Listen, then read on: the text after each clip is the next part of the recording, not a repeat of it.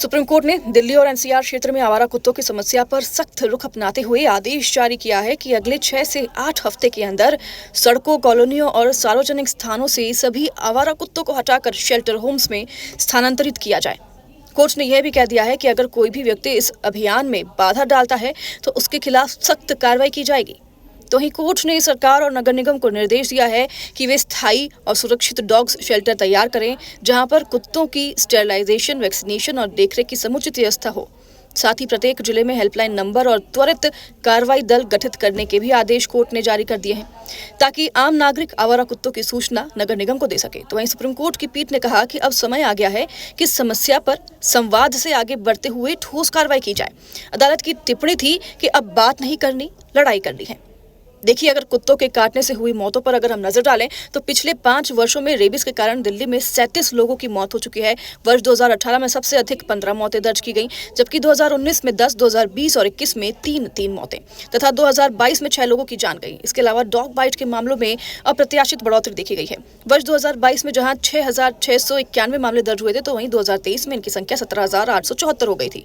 2024 में यह आंकड़ा बढ़कर 25,000 तकरीबन पार पहुंच गया था और 2025 की पहली छमाही में 30,000 से अधिक डॉग बाइट के केस सामने आए। सिर्फ सफदरगंज अस्पताल में 2021 में जहां 63,000 डॉग बाइट्स केस रिपोर्ट हुए थे, तो वहीं 2025 में यह आंकड़ा 91,000 तक पहुंच गया था। आंकड़ों की यह वृद्धि सीधे तौर पर नगर निगम की नाकामी को भी उजागर करती है।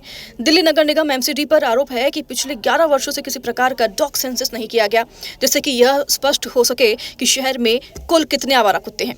स्टेरिलाइजेशन और वैक्सीनेशन कार्यक्रम भी बेहद सीमित दायरे में संचालित हो रहे हैं। नगर निगम के पास वर्तमान में केवल 20 स्टेरिलाइजेशन केंद्र हैं, जिनकी सामूहिक क्षमता प्रतिदिन केवल 2,500 कुत्तों की है, जबकि दिल्ली में प्रतिवर्ष लगभग 4.5 लाख कुत्तों की नसबंदी की आवश्यकता है।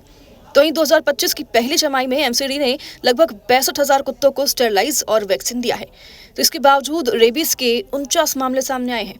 यह आदेश प्रशासन और नगर निकायों के लिए एक बड़ी परीक्षा भी है। यदि वे समय सीमा में इस आदेश को लागू करने में सफल रहते हैं तो यह जन सुरक्षा के लिए एक बड़ी उपलब्धि होगी।